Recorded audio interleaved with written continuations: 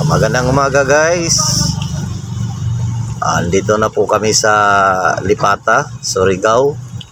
Dahan-dahan lang tayo.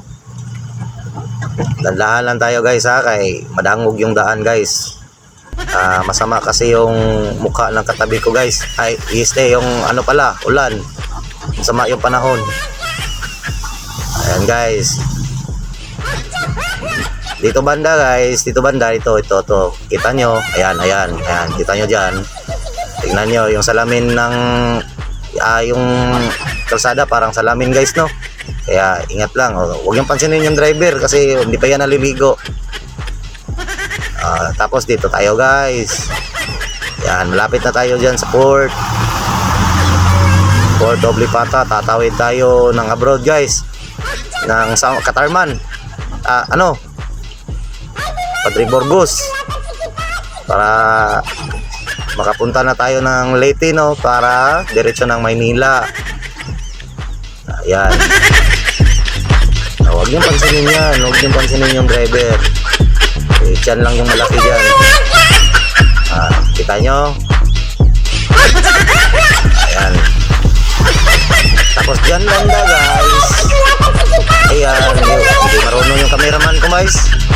Yung cameraman ko talaga may problema dito guys. Ayan, tingnan nyo yan dyan. Ayun, binalik na naman sa akin guys. Ayun, yun sa daan tayo. Ayan, diba? Parang salamin yung daan guys, no? Kung hindi nyo nakikita na ulan talaga guys. Kagabi pa yung umulan guys. Yun, speeda na naman.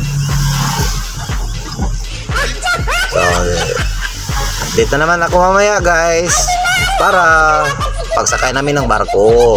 Tagal na tayo hindi nakakasakay ng barko guys. Ilang buwan na. Ginalik na naman sa mukha ng driver. Walang hiya itong kameran. So hanggang dito na lang guys.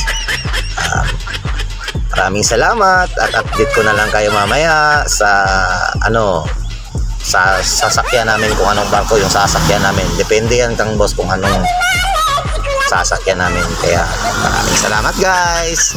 Paalam.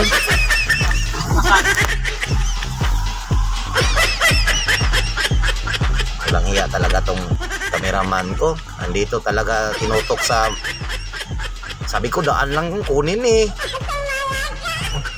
Wala namang kaano-ano yung driver na yan. Pangit.